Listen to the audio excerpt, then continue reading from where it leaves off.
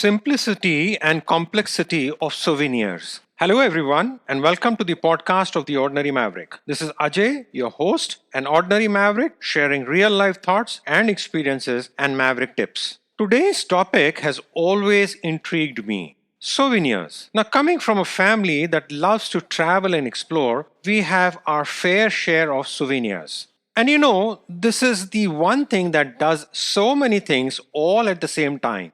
Think about it.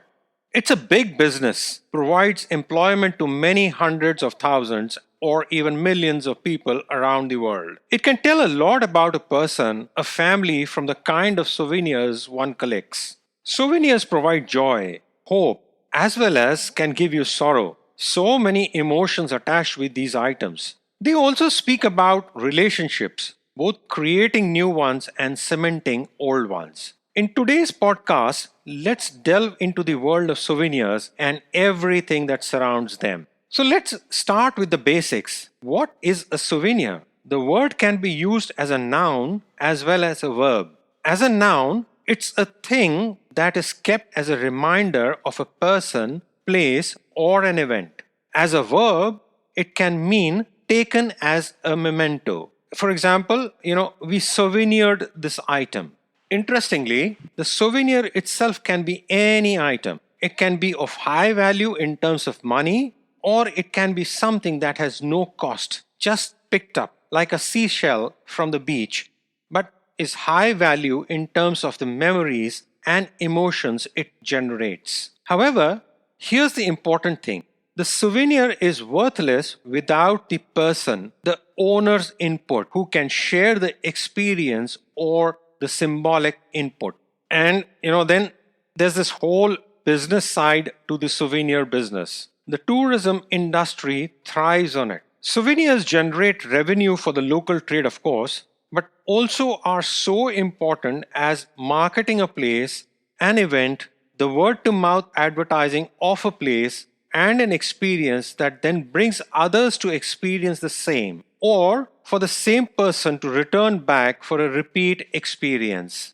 Of course, not all souvenirs are associated with happy memories. There are those that are kept as a souvenir of difficult times, of war, like the world wars, for example. Those are the grisly type of souvenirs associated with suffering and death. During my travel to Japan, I came across an interesting piece of information around souvenirs. In Japan, these are known as omiyagi, and these are associated with products from a particular region. These are generally food products packaged well in small pieces that can easily be distributed for travelers to take back home. And the story is that these are seen as a form of apology of absence from the traveler. In the Philippines also, the tradition of bringing back souvenirs from trips is known as pasalubong. Basically, all these traditions show one thing. It shows that even while away, the traveler is thinking of his family, co-workers, friends as souvenirs are brought and given on return. It's an acknowledgement of sorts of the importance of the person in one's life and then the celebration of that relationship. Souvenirs are strange and magical at the same time. What I mean is that the meaning of a souvenir can change during life's journey.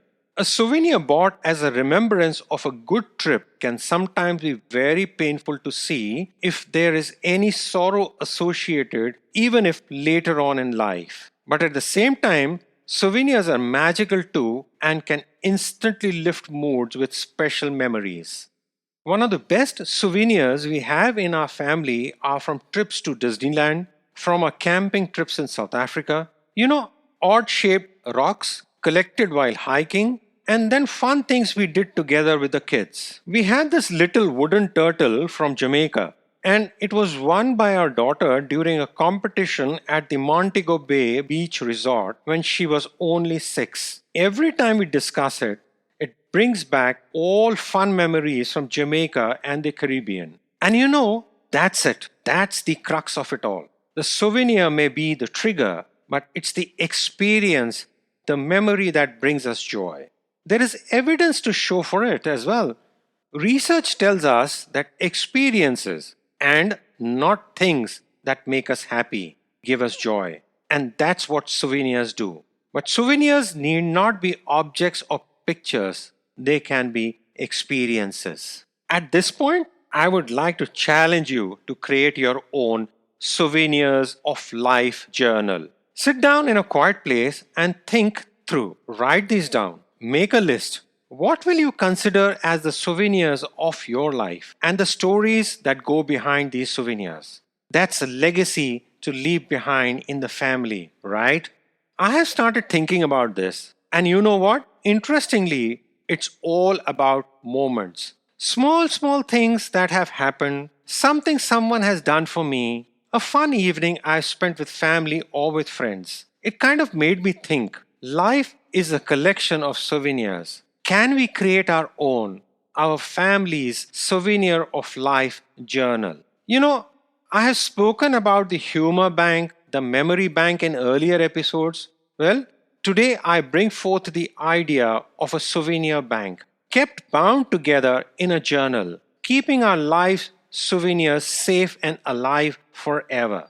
Remember, knowing your past helps you move forward with your future. Write in your comments, share your feedback. I would love to hear from you. And for some more Maverick tips, do subscribe to the Ordinary Maverick podcast. This is Ajay signing off from a very hot and sultry Dhaka, Bangladesh, and wishing you have an amazing day. Keep well, stay safe.